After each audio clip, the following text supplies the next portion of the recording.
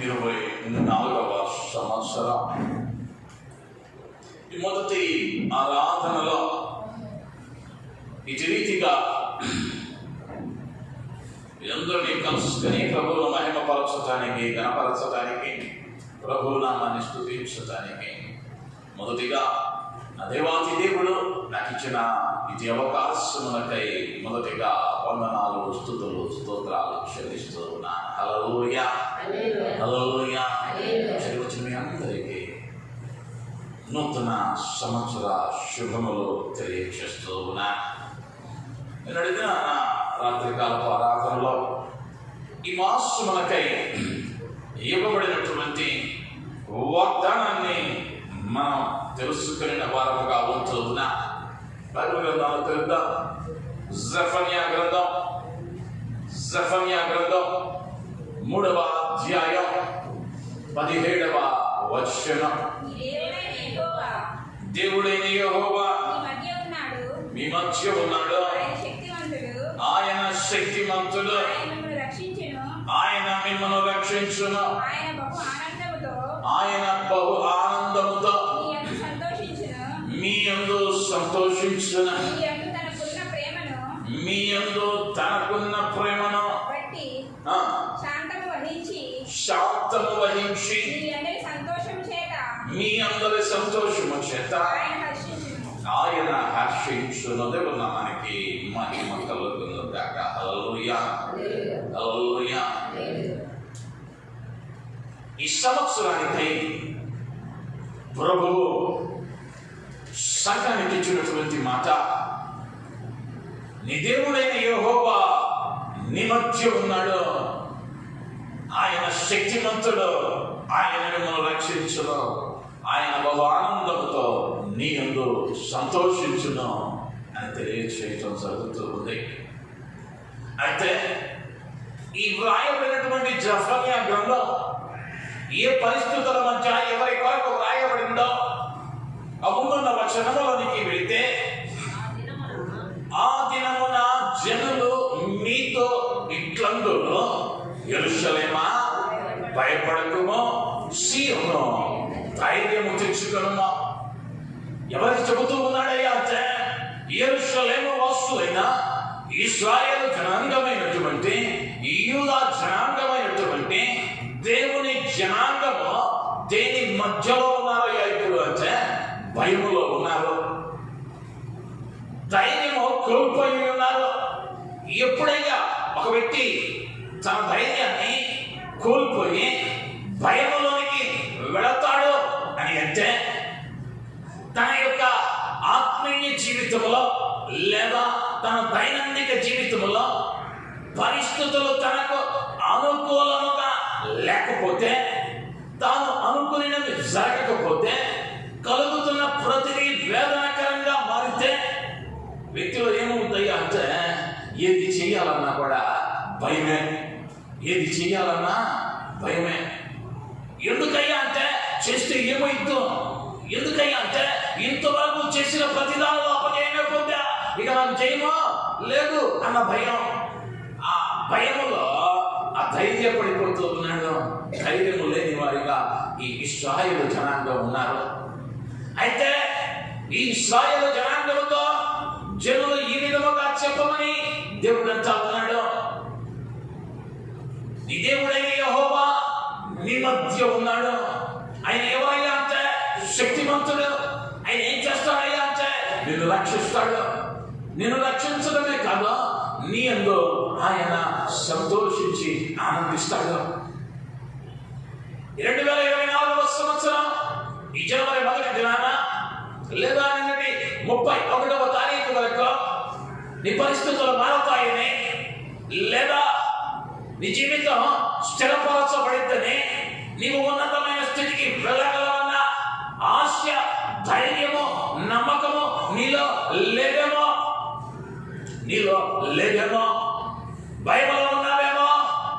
అయ్యా పరిస్థితులు నానాటికి దిగజారిపోతూ ఉన్నాయే, నానాటికి పడిపోతూ ఉన్నాయే, ఇక నేను ఎప్పుడు లేచేది,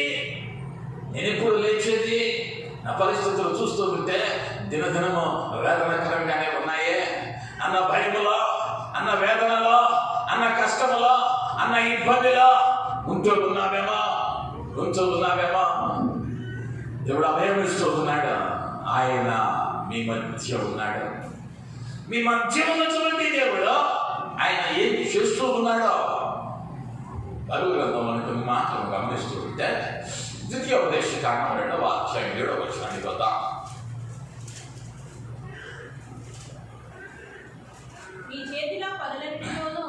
నీ చేతుల పనులన్నిటిలోనూ నీ దేవుడైన యెహోవా నిన్ను ఆశీర్వదించెను. ఈ గొప్ప అరణ్యములో నీవు ఈ 40 సంవత్సరములో సంచరించిన సంగతి ఆయన ఎరుగును. నీ దేవుడైన యెహోవా నీకు తోడై ఉన్నాడు. నీకేమీ తక్కువ కాదు. దేవుడు నామానికి మహిమ కలుగును గాక. హల్లెలూయా, హల్లెలూయా. మోషేతో దేవుడు మాట్లాడిన మాట, మోషే 40 ఏళ్ళు ఈ అరణ్యంలో నువ్వు నడిచావే, నీతో పాటు 40 లక్షల మంది నడిచావే. అయితే మీ మధ్య ఎవరున్నారయ్యా అంటే సజీవుడైన దేవుడు ఉన్నాడు.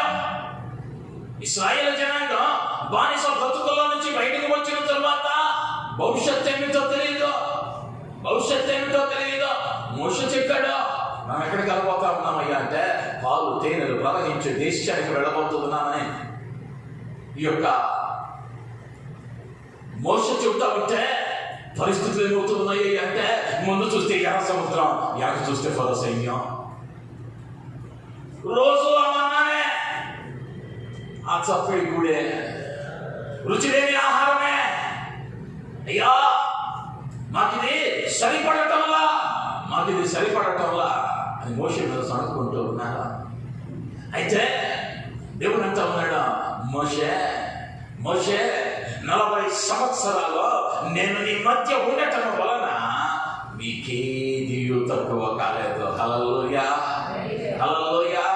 ఎక్కడయ్యా అంటే రాజనగరంలో ఉన్నటువంటి వారికి కాదు, అరణ్యంలో ఉన్నారు, ఎడారిలో ఉన్నారు. విత్తడానికి పంట లేదు, కోయటానికి పంట లేదు, చేయటానికి ఉద్యోగం లేదు, జీతం ఇచ్చేవాడు లేడు. అరణ్యంలో వెళ్తా ఉన్నారా, ఎడారిలో ప్రయాణిస్తూ ఉన్నారా. అయితే వారి మధ్య ఎవరున్నారయ్యా అంటే సజీవుడైన దేవుడు ఉన్నాడు. మేఘస్తంభముగా అగ్నిస్తంభముగా నిలవబడి నడిపించిన దేవుడు వారితో ఉండటాన్ని బట్టి వారికి కలిగిన ధన్యత ఏంటయ్యా అంటే వారికి ఏది తక్కువ కాలేదు. ఈ సంవత్సరంలో కూడా నీతో ఉంటానని మాట ఇచ్చిన దేవుడు, లేదా మీ మధ్య ఉంటానని చెప్పిన దేవుడు, ఆయన మన మధ్య ఉంటే జరిగే కార్యం ఏమిటయ్యా అంటే నీ చుట్టూ కరువు తాండవిచ్చిన, నీ చుట్టూ ఉన్నటువంటి వాళ్ళు కన్నీటి సందర్భంలో కొట్టుకొని పోతున్నా ఆయన ఏం చేస్తాడయ్యా అంటే నీకేది తక్కువ కాకుండా నా దేవుడు సమకూర్చువాడై అంటూ ఉన్నాడు. నమ్మిన వారు ఆయన స్తోత్రాలు చెల్లిద్దాం. హల్లెలూయా, హల్లెలూయా. నీకేది తక్కువ కాదు. అంతేకాదు ఆదికాండంలో 26వ అధ్యాయం 28వ వచనం, వారు నిశ్చయముగా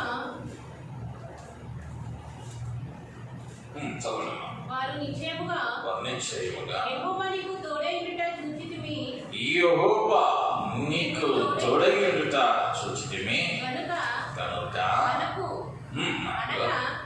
మాకును నీకును మధ్య ఒక ప్రమాణం ఉండవలననియో మేము నిన్ను ముట్టగా నీకు మేలే తప్ప మరేమీ చేయక చాలమ్మా. దేవుడు నామానికి మహిమ కలుగుతుంది కాక. హల్లెలూయా, హల్లెలూయా. ఇస్సాకు వేరొక దేశంలో ఉన్నాడు, పరాయి దేశంలో. ఇప్పుడు పరాయి దేశంలో ఇస్సాకు పరిస్థితి ఏంటయ్యా అంటే పంట పండిద్దామని, పొలము సాగు చేద్దామని బావి తవ్వుతా ఉన్నాడు.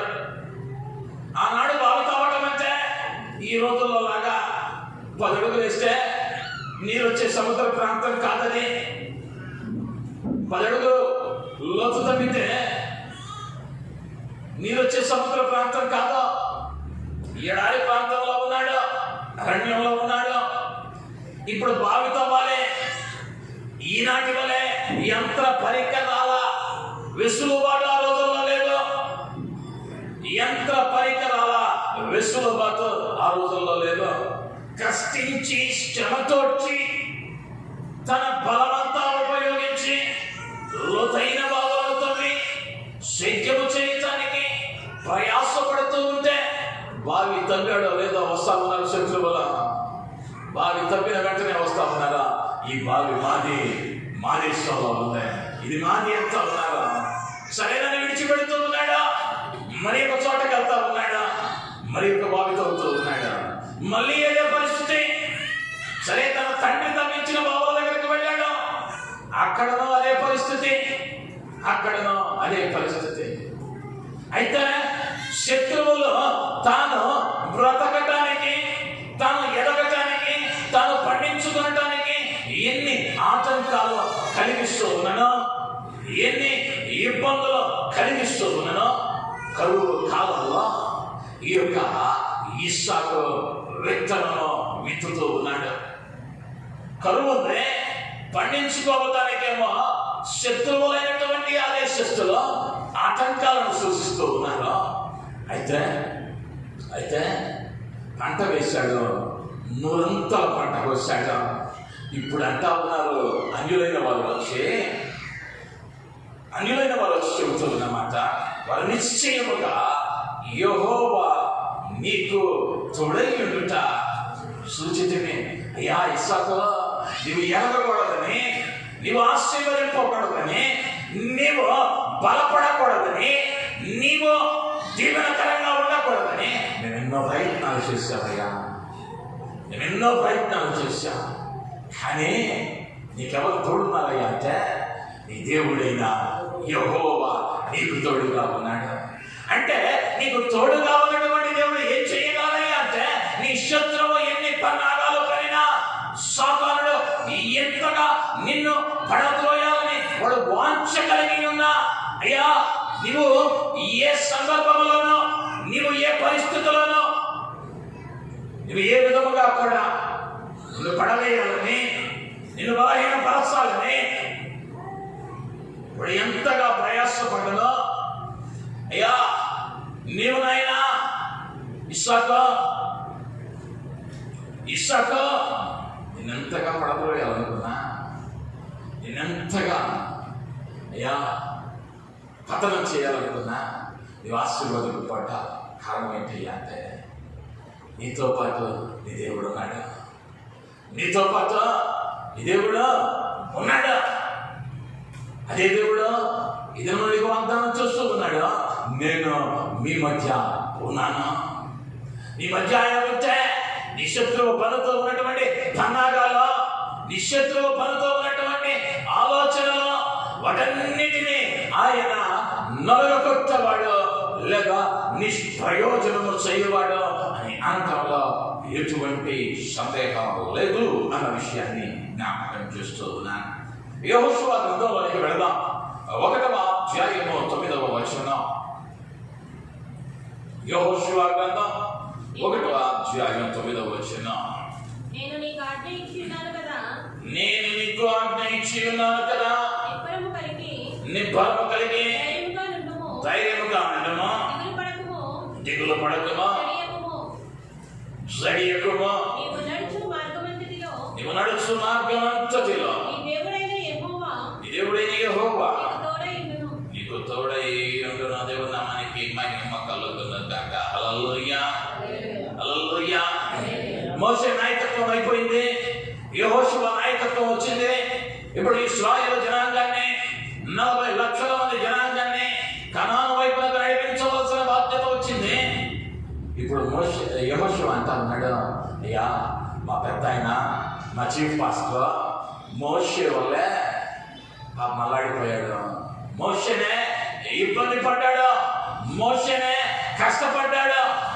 అయ్యా నేనే మాత్రపు వాడను, నా జ్ఞానము ఏ పాటిదే, నా జ్ఞానము ఏ పాటిదే, నా జ్ఞానము ఏ పాటిదే. అయితే దేవుడు అంటా ఉన్నాడు, దేవుడు మాట్లాడుతూ ఉన్నాడు, యెహోషువ నేను నీకు ఆజ్ఞాపించి ఉన్నాను కదా, నిబ్బరం కలిగి ధైర్యముగా ఉండమా, దిగులు పడకమా, సైనికమా, నీవు నడుచు మార్గం అంతటిలో నీ దేవుడైన యెహోవా నీకు తోడైయును, నీ మధ్య ఉంటానని చెప్పిన దేవుడా. ఆయన నీ భయములో, నీ నిరుత్సాహంలో ఆయన నీకు విడుదలనిచ్చే వారిగా ఉంటూ, ఏ విధముగానైతే 40 సంవత్సరాలు అరణ్య మార్గంలో నడిచినటువంటి ఇశ్రాయేలు జనాంగానికి ఏది తక్కువ కాకుండా చేశాడో, అదే దేవుడు ఏ విధముగానైతే ఈ సాకుకు వ్యతిరేకంగా శత్రువులు లేస్తూ ఉన్నప్పటికీ అన్యులు సాక్ష్యం ఇచ్చే రీతిగా నీ దేవుడు నీకు తోడుగా ఉన్నాడని మేము ఎరుగుదామని చెప్పగలిగారా? ఏ విధముగానైతే యెహోషువకు నాయకత్వాన్ని అప్పగించి ఆ నాయకత్వంలో ఇశ్రాయేలు జనాంగాన్ని నడిపించాడో, అదే దేవుడు నేటికి సజీవుడై ఉన్నాడు. ఆయన నీతో నాతో ఈ దినమున మాట్లాడుతూ ఉన్నమాట, నువ్వు భయపడవలసిన అవసరం లేదా, నువ్వు ధైర్యపడవద్దు, ధైర్యము తెచ్చుకో, ధైర్యము తెచ్చుకో. సియోను కుమారే, సియోను కుమారే, ధైర్యము తెచ్చుకొనుమా, భయపడకుమా, నీ దేవుడైన యెహోవా నీ మధ్య ఉన్నాడు. నువ్వు వేటి గురించి భయమో ఆందోళనలో ఈ సంవత్సరాన్ని ప్రారంభించావా, ఈ సంవత్సరాన్ని మీరు ఆరంభిస్తూ ఉన్నారా, ఆ సంవత్సరం నీకు ఎలా ఉండబోతుందని నీవు వేదన చెందుతూ ఉన్నావా? దేవుడు నీ మధ్య ఉన్నాడు. నీ మధ్య ఉన్న దేవుడు ఆయన గొప్ప కార్యాలు చేయగలిగిన వాడు. నీ మధ్య ఉన్న దేవుడు గొప్ప కార్యాలు చేయగలిగిన దేవుడు. అది అరణ్యమైన పోషించగలడు, ఏది తక్కువ కాకుండా చేయగలడు.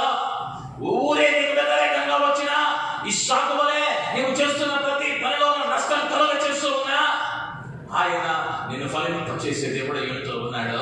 ఎందుకైనా అంటే ఆయన నీ మధ్య ఉన్నాడు, ఆయన నీ మధ్య ఉన్నాడు.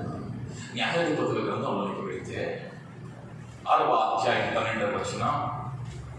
న్యాయాధిపతుల గ్రంథం 6వ అధ్యాయం 12వ వచనం. యెహోవా దూత అతనికి కనబడి, యెహోవా దూత అతనికి కనబడి, పరాక్రమము కలిగిన బలాఢ్యుడా, యెహోవా నీకు తోడై ఉన్నాడని, యెహోవా నీకు తోడై ఉన్నాడని అతనితో అనగా ఎవరితోనయ్యా అంటే గిద్యోనుతో. ఈ గిద్యోను ఈ ఫిలిష్తీయుల సంతను చూస్తే, లేదా ఫిలిష్తీయుల సైన్యాన్ని చూస్తే ఏం చేస్తూ ఉన్నాడయ్యా అంటే దాగుకుంటా ఉన్నాడు, దాగుకుంటా ఉన్నాడు. ఈ దాగుకున్న వాడిని, భయపడిన వాడిని పంట చేతికి వచ్చే సమయానికి ఆ కొద్ది పంట కాపాడుకుందామన్న భయములో గానుగా సాగున దాగుకున్న గిద్యోను దేవుడు అంటా ఉన్నమాట. బల పరాక్రమము కలిగిన బలాఢ్యుడా, పరాక్రమము గల బలాఢ్యుడా. ఎవరినయ్యా అంటా ఉన్నాడు? భయములో ఉన్నటువంటి గిద్యోను, దాగుకున్న గిద్యోను. కానీ దేవుడు అంటా ఉన్నాడు, ఆ పరాక్రమము కలిగిన బలాఢ్యుడా అని ఎందుకు అన్నాడయ్యా అంటే, సాధారణంగా అనవలసిన మాట, ఎందుకు గిద్యోను నువ్వు భయపడతా ఉన్నావు, ఎందుకయ్యా దాక్కుంటా ఉన్నావు అని అనాలి, అని సంబోధించాలి. కానీ పరాక్రమము గల బలాఢ్యుడా అన్నాడు. అంటే ఈ పరాక్రమము కలిగిన బలాఢ్యుడిగా గిద్యోను ఎలా మారాడయ్యా అంటే, తన దేవుడైన యెహోవా గిద్యోనుకు తోడుగా ఉన్నాడు. ఈ గిద్యోనుకు తోడుగా పరాక్రమములు కలిగిన దేవుడు, శక్తి కలిగిన దేవుడు, సమర్థుడైన దేవుడు ఆయన వారితో ఉన్నట్లుగా మనం చూడగలిగిన వారమై ఉంటూ ఉన్నా. ప్రభు దాసునిగా, ఆయన పనివానిగా ఇది నా ఒక మాటను 100% నమ్మకముతో చెప్పగలరా?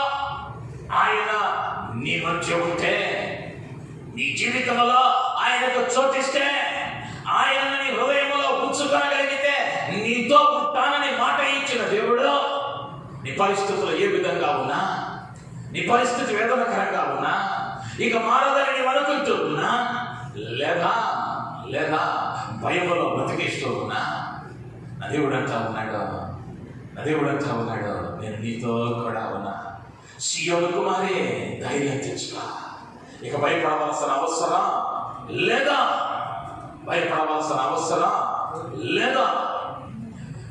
ఎప్పుడయ్యా భయం అనేది ఉండదు అంటే, ఎప్పుడయ్యా ధైర్యంగా ఉంటామంటే, నీ వెనక ఒక అండ ఉందని తెలిస్తే నువ్వు చేసే కార్యాలు అది తప్పైనా కూడా ధైర్యంగా చేస్తావు. ఎందుకంటే నన్ను అడిగేవాడు ఎవడున్నాడు, ఎందుకంటే నాకు ఒక గొప్ప అండ ఉందండి. ఉదాహరణకు ఒక మాట చెబుతా. నీకు ఎవరైనా ఒక మినిస్టర్ బాగా దగ్గర ఫ్రెండ్ అనుకుందాం, చక్కని స్నేహితుడు అనుకుందాం. ఎవరైనా పోలీసు వాళ్ళు ఆగితే, మామూలుగా అయితే నీకు ఎవరో తెలియనుడు అయితే నువ్వు హెల్మెట్ లేకుండా వెళతా ఉంటే పోలీసుడు అంత దూరంలో కనిపించగానే యూటర్న్ తీస్తాం బండిని. ఎందుకంటే పట్టుకుంటే ఫైన్ వేస్తాడు. భయం. తలకు హెల్మెట్ లేదు కాబట్టి పోలీసు వాడు ఆపుతాడు కాబట్టి ఏం చేస్తామయ్యా అంటే యూటర్న్ తీసుకొని వెళ్తాం.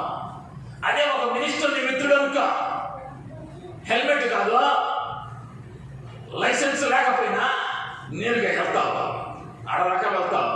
ఒకవేళ పొరపాటున వాడు ఏర్పడనుక నేనెవరో తెలుసా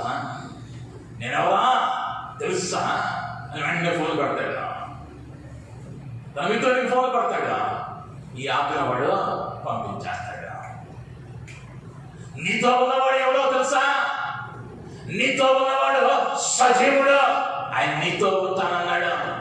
ఒక మంత్రికే ఈ లోకం అంతా విలువిస్తే, ఒక ముఖ్యమంత్రికే ఈ రాష్ట్రం భయపడితే, ఒక ప్రధానికే దేశం భయపడితే,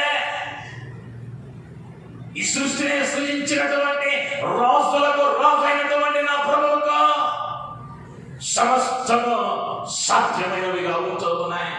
నువ్వు భయపడవలసిన అవసరం లేదా. మాట చేత సమస్తాన్ని సృజించిన నా దేవుడు నీకు తోడుగా ఉంటానన్నాడు. ఆయన నీకు తోడుంటే ఈ నూతన సంవత్సరం నీ జీవితం ఆశీర్వాదకరంగా మార్చబడబోతా ఉంది. అక్కడ 3 కార్యాలను చెబుతాడు. సెఫన్యా గ్రంథం 3వ అధ్యాయం 17వ వచనంలో, సెఫన్యా గ్రంథం 3వ అధ్యాయం 17వ వచనంలో, ఆ ఫోన్ తీసుకోండి అమ్మా, ఆ ఫోన్ తీసుకోండి.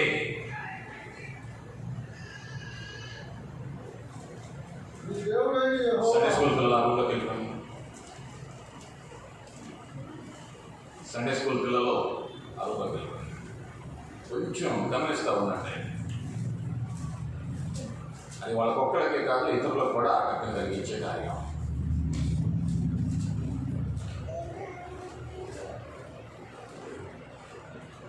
సెఫన్యా గ్రంథం 3వ అధ్యాయం 17వ వచనం. మధ్య ఉన్నాడు, ఆయన శక్తిమంతుడు. దేవుని నామానికి మహిమ కలుగునుగాక. హల్లెలూయా, హల్లెలూయా. మీ మధ్య ఉన్నవాడు గొప్ప కార్యాలు చేస్తాడు. మొదటిగా ఆయన ఎవరయ్యా అంటే శక్తిమంతుడు. ఆయన శక్తిమంతుడు. దేవుని నామానికి మహిమ కలుగునుగాక. అదే విషయాన్ని ఇర్మియా ప్రవక్త అంటారు. 10వ అధ్యాయము, ఇర్మియా గ్రంథం 10వ అధ్యాయం 12వ వచనం. ఆయన తన బలము చేత భూమిని సృష్టించెను, తన జ్ఞానము చేత ప్రపంచమును స్థాపించెను. దేవుని నామానికి మహిమ కలుగునుగాక. హల్లెలూయా. ఆయన తన బలము చేత భూమిని సృష్టించెను, తన జ్ఞానము చేత ప్రపంచమును స్థాపించెను. ఒక ఊరిలో, ఒక చిన్న గ్రామంలో ఒక వార్డు మెంబర్గా గెలవాలంటే దీన్ని ఎత్తులు వేయాలి. ఒక వార్డు మెంబర్గా ఆ వార్డులో ఉన్నటువంటి 600 రోడ్లు, ఆ 600 మందిని ఒక తాటికి తేడానికి వీళ్ళు పడే పాటలు అంతెంత కాదు. అంటే 600 మందిని ఒక మార్గంలో నడిపించాలంటేనే ఎన్నో హామీలు ఇవ్వాలి, ఎన్నో ఆశ ఆశలు కట్టాలి. అవి పెట్టినా కూడా ఫలితం వచ్చేదాకా అది అయితో లేదో, అది అవుతుందో కాదో అన్న నమ్మకం లేదు. అయితే నీతో ఉంటానన్న దేవుని శక్తి ఎంతటిదయ్యా అంటే ఆయన మాట చేత భూమిని సృష్టించగలడు. ఆయన మాట చేత ప్రపంచమును స్థాపించగలడు. శూన్యములో దానిని వేలాడదీయగలడు. శూన్యములో ఈ భూమిని వేలాడతీయగలిగినటువంటి దేవుడు నీ కన్నీటిని తొడగొట్టం నా యేసుకు లేసైన కార్యం. నీ బ్రతుకును మార్చటం ఆయనకు లేసైన కార్యం, ఆయనకు సులువైన కార్యం.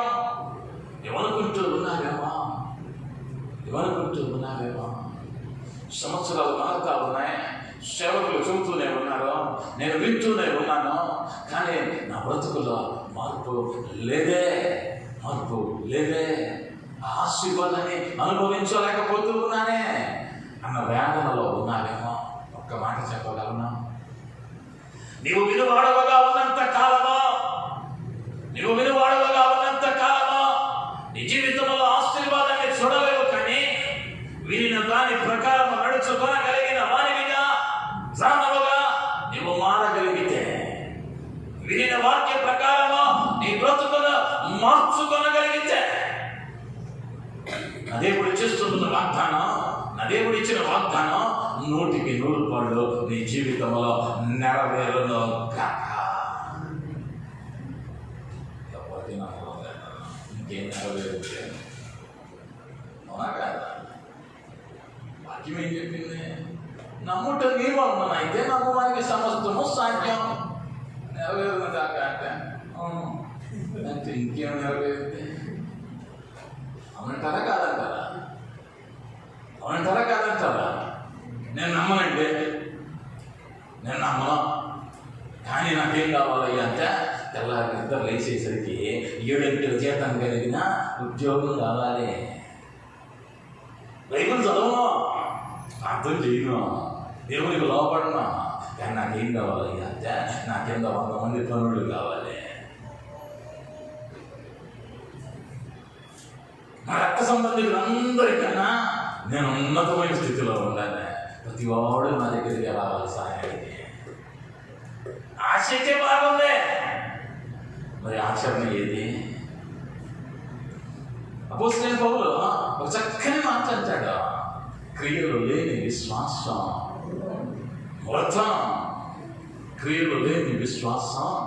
మృతం.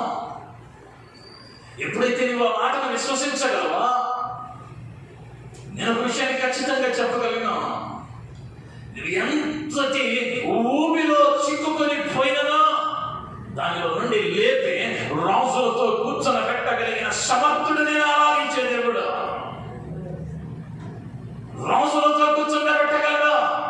పెంట కుప్పల మీద నుండి దరిద్రులను లేవనెత్తువాడు ఆయన. గొర్రెలు కాసుకునే దావీదును రాజును చేసిన వాడు. నీ జీవితం మార్చలేడా? మార్చబడకుండా ఇంకా ఉంది అంటే అది నా దేవుడి తప్పు కాదు. నువ్వు ఆచరణలో లేవో, నువ్వు సరైన మార్గంలో లేవో. ఆ మధ్య విశాఖపట్నం అవతల ఒక 3 రైళ్లు గుద్దుకున్నాయి. ఒకదానికి ఒకటి గుద్దుకొని ఒక పెద్ద విపత్తు జరిగింది.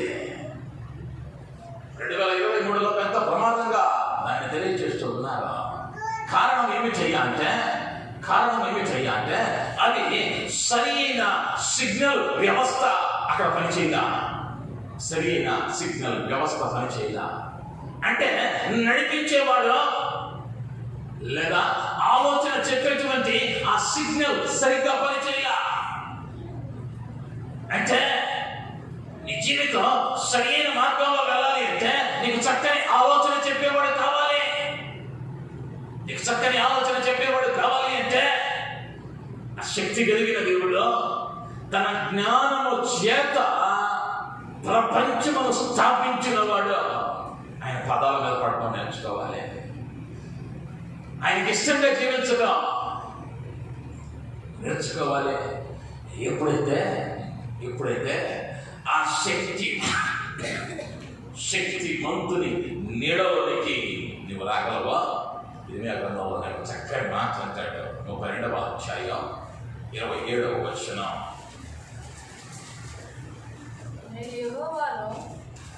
నేను యెహోవాను, సర్వ శరీరులకు దేవుడను, సర్వ శరీరులకు దేవుడను. నాకు అసాధ్యమైనది ఏదైనా నుండునా? నాకు అసాధ్యమైనది ఏదైనా ఉండునా? నాకు అసాధ్యమైనది ఏదైనా ఉండునా? నేను ఎవరినయ్యా అంటే సర్వ శరీరులకు దేవుడను. అందరికీ దేవుడినే. కొంతమంది అంగీకరించారు, అంగీకరించలేదు. కొంతమంది ఒప్పుకున్నారు, ఒప్పుకోలేదు. వాడు ఒప్పుకున్నా ఒప్పుకోకపోయినా వాడికి నా సజీవుడైన దేవుడు మాత్రమే ప్రభువు. ఎందుకయ్యా అంటే నా పరిశుద్ధ లేఖనం చెబుతూ ఉన్నమాట, నేను సర్వ శరీరులకు దేవుడును.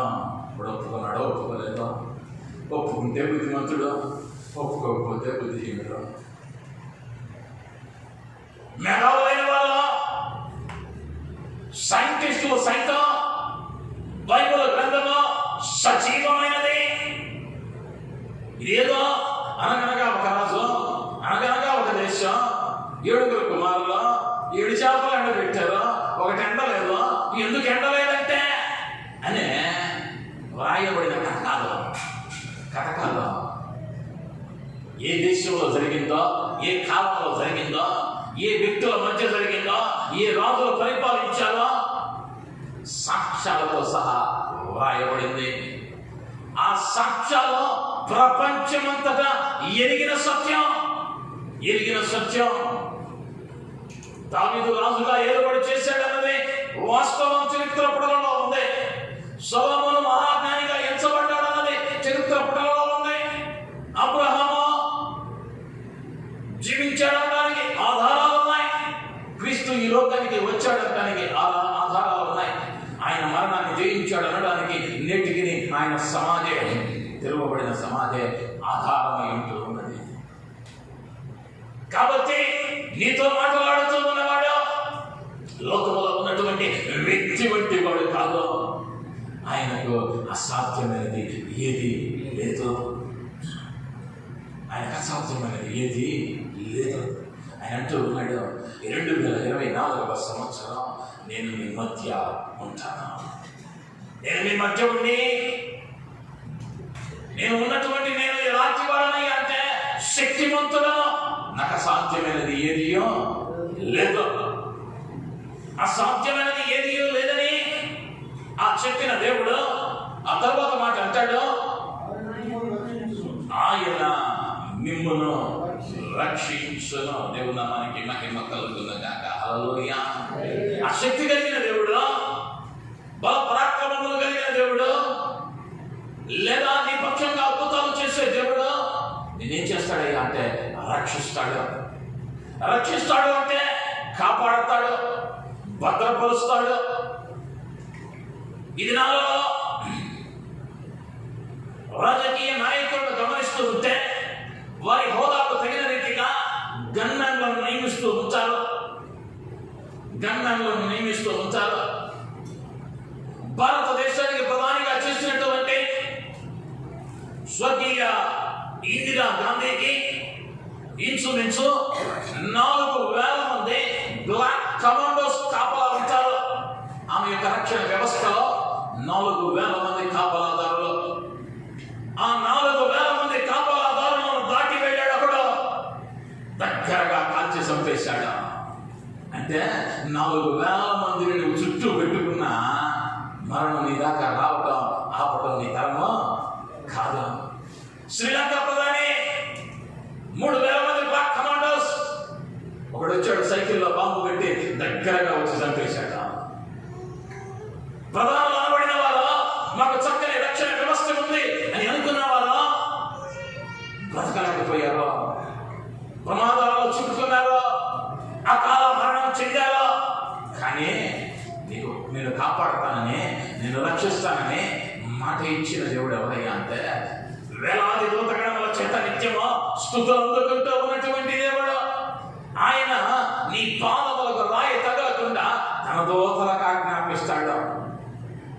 తన దూతలకు ఆజ్ఞాపిస్తాడు. ఒక్క దూత ఏం చేయగలదని వాక్యం చెబుతూ ఉన్నదయ్యా అంటే ఒక రాత్రి కాలంలో 185,000 మందిని హతం చేయగలదు. ఈశ్వరంటారు గెత్సెమనే తోటలో పేతురు తొందరపడగా మల్కూసు చెవిని నరకగా ప్రభు అన్న మాట, పేతురు ఎందుకయ్యా తొందరపడతావు? నేను కనుక వేడుకుంటే సేనా వ్యూహముల దూతలను ఆయన నా కొరకు పంపడా. ఒక్క దూత 185,000 మందిని హత్య చేస్తే సేనా వ్యూహము అంటే 10,000, సేన అంటే 6,000. అంటే ప్రపంచ జనాభా కన్నా దాటిపోయింది. అంటే ఇటువంటి భూములలో 185,000 నాశనం చేయొచ్చు ఆయన ఒక మాట అంటే. అంత శక్తి కలిగిన వాడు, అంత శక్తి కలిగిన దేవుడు నీ జీవితంలో కార్యాన్ని జరిగించలేడా? నమ్మగలుగుతూ ఉన్నావా? ఏదో మందిరానికి వచ్చాం, కాసేపు కాలాన్ని గడిపాం, తెలిసిన నలుగురిని పలకరించాం, ఆ దినం గడిచింది అని మభ్య పెట్టుకుంటూ సంవత్సరాలు మారుతూ ఉన్నా జీవితాలు మారలేని స్థితిలో నీవు ఉన్నట్లయితే ఆయన నీతో ఉండడు. ఆయన నీతో ఉండాలి అంటే, ఆ శక్తిమంతుడు నీతో ఉండాలి అంటే, ఆయన నిన్ను కాపాడాలి, రక్షించాలి అంటే ఆయనకు తగిన రీతిగా నీ జీవితం మార్చుకోవడం ప్రయత్నించాలి. ఆయనకు తగిన రీతిగా నీ జీవితాన్ని మలచుకోవాలి. అది నీ జ్ఞానాన్ని బట్ట, నీ తెలివితేనాన్ని బట్ట సాధ్యమయ్యేది కాదా? ఏం చెయ్యాలయ్యా అంటే ఆ ప్రభువు పాదాల మీద పడగలగాలి. అయ్యా నేను దారి తప్పిపోకున్నట్లు నన్ను నడిపిస్తానని, నాతో ఉంటానని మాట ఇచ్చావే. నీవు నాతో ఉండకుండా నాలో ఉన్నటువంటి ప్రతి అవిధేయమైన కార్యము నాలో నుండి దూరపరచమని నువ్వు ప్రార్థించేటువంటి అనుభవంలో ఉంటే, నీవు వాక్యము నీతో మాట్లాడిన ప్రతి దినాన ఏదైతే నిన్ను గద్దించిందో ఆ కార్యాన్ని విడిచిపెట్టి మేలైన కార్యము వైపు నీ అడుగులు వేయగలిగితే, ఇప్పుడు ఏమైందయ్యా లోకం అంటే, గద్దెంపు వినబడితే పాస్టర్ గారు మా నాన్న మీద ఏదో మనసులో పెట్టుకొని మాట్లాడుతున్నాడులే, అన్నీ పెట్టుకోవడానికి ఏమన్నా పెద్ద లాకరా ఇచ్చాడు దేవుడు. నీకెంత ఇచ్చాడో ఉదయం నాకు అంతే ఇచ్చాడు. లోపల పెట్టుకోవడానికి ఏమీ లేదాట. దేవుడు మాట్లాడినది నానా అని సరి చేసుకుని ఆయనకు దగ్గరగా రాగలిగితే, ఆయనతో కలిసి నడిచే అనుభవంలోకి నీకు రాగలిగితే ఖచ్చితంగా చెప్పగలను, 2024 సంవత్సరం ఆయన మీ మధ్య ఉండే దేవునిగా ఉంటూ ఉన్నాడు. ఆయన మీ మధ్య ఉంటే అద్భుతాలే. హల్లెలూయా. ఎందుకు అద్భుతాలయ్యా అంటే ఆయన శక్తిమంతుడు. ఆయన నిన్ను రక్షిస్తాడు.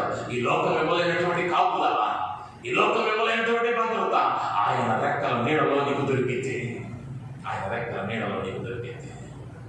చివరిగా అంటాడు,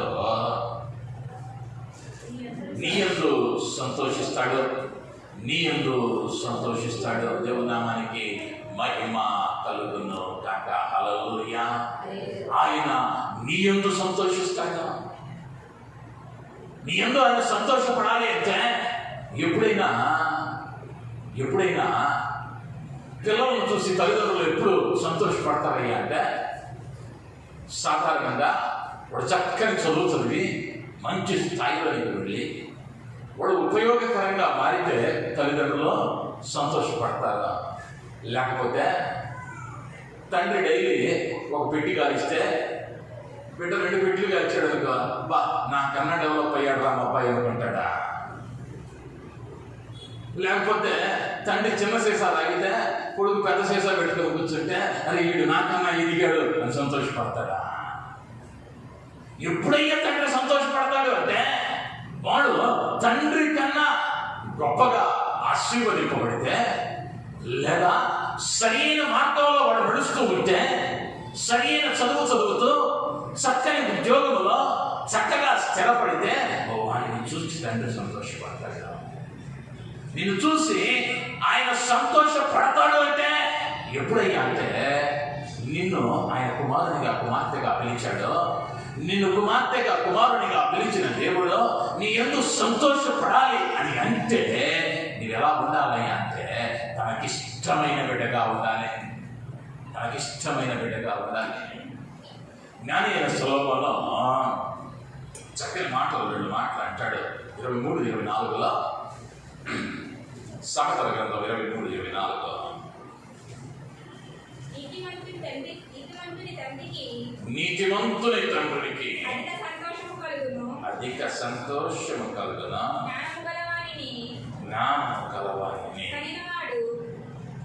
జ్ఞానము గలవానిని కనినవాడు వాని వలన ఆనందము నందును. దేవుని నామానికి మహిమ కలుగును గాక. హల్లెలూయా. జ్ఞానము కలిగిన వానిని కనిన వానికి వాని యందు ఆనందం కలిగింది. వానిని బట్టి తండ్రి సంతోషిస్తాడు. ఆ తర్వాత మరొక మాట అంటాడు 29వ అధ్యాయం 17వ వచనం.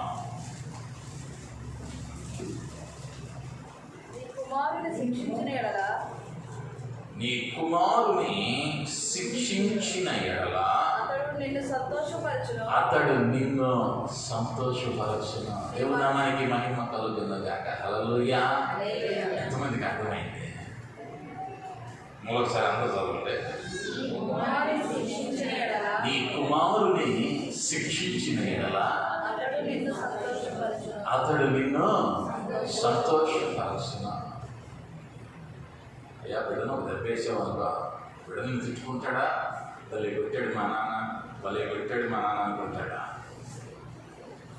లేదా మీ ఆఫీసులో మీ మేనేజరో మీ పై అధికారో ఒక మెమో ఇచ్చాడు అనుకుందాం. నాకు మెమో వచ్చిందని గొంతు వేస్తామా? బాధపడతాంగా, ఇబ్బంది పడతాంగా. కానీ జ్ఞానం అంటా ఉన్నాడు, నీ కుమారుని శిక్షించిన ఎడల అతడు నిన్ను సంతోషపరచును. ఎందుకు అన్నాడు ఆ మాట అంటే, వాడు తప్పు చేస్తూ ఉన్నది నాన్న, నీవు వానిని శిక్షిస్తే ఆ తప్పు మరి ఒక పర్యాయం వాడు చేయకుండా సరైన మార్గంలో నడుస్తూ ఒక చక్కని స్థితిలోనికి వెళ్తాడు. అప్పుడు నిన్ను వాడు సంతోషపరుస్తాడు. అప్పుడు వాడు నిన్ను సంతోషపరుస్తాడు. యవనస్తుడు జైల్లో వేయబడ్డాడు, ఉరిశిక్ష వేయబడింది. ఒక గజ దొంగగా పేరు పొందాడు. ఉరిశిక్ష వేయబడింది. ఆ తేదీ దగ్గర పడింది. జైలు అధికారులు అడుగుతూ ఉన్నారు, అయ్యా నీ ఆఖరి కోరిక ఏంటి? ఈ యొక్క మరణశిక్ష పడినటువంటి ఖైదీకి ఉన్నటువంటి ఒకే ఒక వెసులుబాటు, వాడు ఏది అడిగినా తెచ్చి పెడతారు. ఆ చివరి నిమిషంలో వాడు ఏది అడిగినా తెచ్చి పెడతారు. అది మన రాజ్యాంగ చట్టం. అయితే వీళ్ళు కూడా అడిగారు. వీడన్నాడు, ఒక్కసారి నా తల్లిని పిలిపిస్తే నా తల్లితో మాట్లాడాలన్నాడు. తల్లిని పిలిపించాడు. తల్లి చెరసాల దగ్గరికి వచ్చింది. తల్లిని అడిగాడు, అమ్మ కొంచెం చెవు ఈ చెరసాలలో పెట్టావు, నీతో ఒక మాట మాట్లాడాలి. చెవు పెట్టింది. వెంటనే ఆ చెవిని కొరికేశాడు. అర్థం కాల అక్కడ పోలీసు వారికి అర్థం కాల. వెంటనే తల్లి ఏడుస్తూ అంతే, అరే నువ్వు చేసిన పనికి మారిన పని ఏంటిది? నా చెవి ఎందుకు కొరికేశావు? ఇది తప్పు కదా అని అందరే. అప్పుడు ఆ కుమారుడు అన్నాడు, అమ్మా నేను చిన్నతనంలో ఆ 2వ తరగతి 3వ తరగతి చదివేటప్పుడు పక్కవాడి పెన్సిల్ తెచ్చిన రోజునే ఇది తప్పు కదా అని నేను అన్నట్లయితే ఈ చెరసాలలో నేను ఉండేవాడిని కాదు. పక్కింటిలో ఆ తిరుబండాలలో దొంగిలించినది నాన్న, ఆ ఫలాలు దొంగిలించినది నాన్న, పక్కవాడిని నేను దొంగిలించినది నాన్న, ఇది తప్పని ఉంటే ఈరోజు చచ్చిపోయేవాడిని కాదు కదమ్మా. నొప్పి నీ దాకా వస్తే ఇది తప్పని తెలిసిందా? కొన్ని పర్యాయాల్లో పిల్లల్ని గారాబం చేయొచ్చు, తప్పని నేను అంటల్లా. కానీ పెద్దలు వాడని తండ్రి తన కుమారునికి శత్రువు. అదే నీవు నీ కుమారుని శిక్షిస్తే వాడు నిన్ను సంతోష పెడతాడు. నువ్వు శిక్షించలేదా? నీ వృద్ధాప్యమందో అరే ఇట్లాంటి వాడినా నేను కంటే ఈరోజు వేదన పడుతున్న తల్లిదండ్రులు లేరా దేశంలో? రెమన్స్ కంపెనీ అధినేత వేల కోట్ల రూపాయల ఆస్తిని సమకూర్చాడు. పాపం చివరి దినాలలో అన్నం పెట్టేవాడు లేడు. కుమారులు ఉన్నారు, ఆస్తుల కొరకు కొట్టుకున్నారు, కోర్టులకు ఎక్కారు, పంచుకున్నారు. కానీ ఏం తెలియదయ్యా వాళ్ళకి అంటే తల్లిదండ్రులను సన్మానించడం తెలియదా? ఈ చరిత్ర చెబుతూ ఉన్న మాట. బిడ్డలు అలా అవుతారని నా తండ్రి కలగల్లా, సరైన రీతిలో పెంచలా. ఏమైంది అంటే అంత కష్టపడిన వ్యక్తి ఈరోజు దారుణమైన స్థితిలో ఒక అద్దె గృహంలో ఒక సరాసరి సామాన్యుడు జీవిస్తూ ఉన్న జీవితాన్ని నేడు గడుపుతూ ఉన్నాడు. ప్రపంచ నలుమూల ఆయన నిర్మించిన సంస్థలు నీటికి నడకబడుతూ ఉన్నాయి. వేల కోట్ల టర్నోవర్. ఎలా ఉండాలయ్యా అంటే ప్రభువు నిన్ను శిక్షించినా దేని కొరకు శిక్షిస్తాడయ్యా? నీ మేలు కొరకు.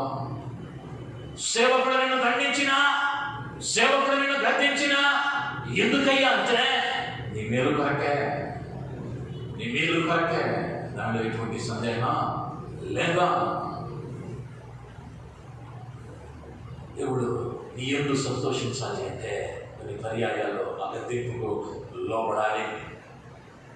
ఒక భక్తుడు రాశాడు, పప్పు కంట తాలింపు ముఖ్యం అంట. పప్పులో తాలింపు వేయలేదంట అది సప్పుడి పప్పు అయితే.